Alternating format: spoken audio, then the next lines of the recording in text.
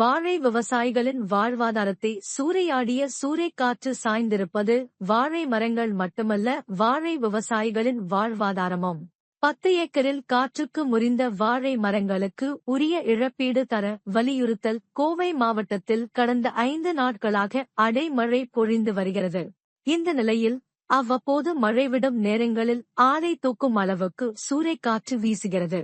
குப்பனூர் பகுதியில் வீசிய காற்றுக்கு அறுவடைக்கு தயாரான வாழை மரங்கள் சாய்ந்தன.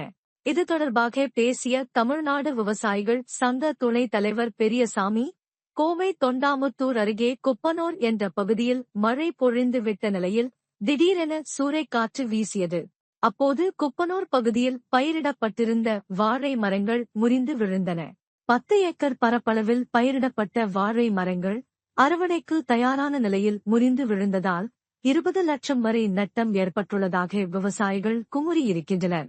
கடன் பட்டு விவசாயம் செய்து வந்த நிலையில் தற்பொழுது அறுவடைக்கு தயாரான நேரத்தில் சூறைக்காற்றால் வாழை மரங்கள் முறிந்து சேதமடைந்ததால் வாங்கிய கடனை எப்படி திருப்பி செலுத்துவது என வழி தெரியாமல் விழி பிதுங்கி நிற்கின்றனர். வாழையில் ஏற்பட்ட நட்டத்திற்கு ஈடாக உரிய இழப்பீடு தர வேண்டும்.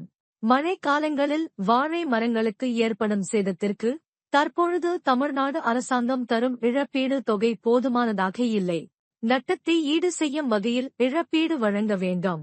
தமிழ்நாடு அரசாங்கம் சிறப்பு குழு ஒன்றை இதற்காக அமைத்து கோவை மாவட்டத்தில் பல்வேறு இடங்களில் மழை மற்றும் காற்றால் பாதிக்கப்பட்ட விவசாயிகளுக்கு விவசாய விளை பயிர்களுக்கென உரிய இழப்பீடு தருவதற்கு போர்க்கால நடவடிக்கை எடுக்க வேண்டும் என தெரிவித்திருக்கிறார். துணைத் தலைவர், தமிழ்நாடு விவசாயிகள் சங்கம், பேரூர் வட்டம் தீத்திபாளையம் கிராமத்தில் நேற்று இரவு கனமழையுடன் காற்று வீசிய காரணத்தினால் அறுவடை நிலையில் இருந்த வாழை பயிர்கள் சுமார் 15,000 மேற்பட்ட வாழை பயிர்கள் எங்கள் பகுதியில் சேதமாயிருக்கிறது.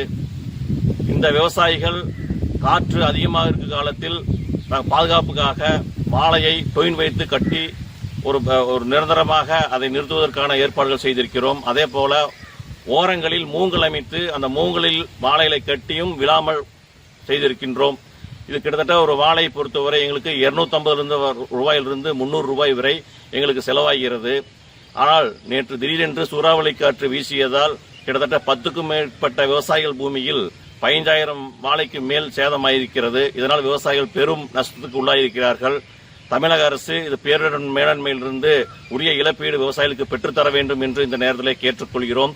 வாழை விவசாயிகளின் வாழ்வாதாரத்தை சூறையாடிய சூறைக்காற்று சாய்ந்திருப்பது வாழை மரங்கள் மட்டுமல்ல, வாழை விவசாயிகளின் வாழ்வாதாரமும்.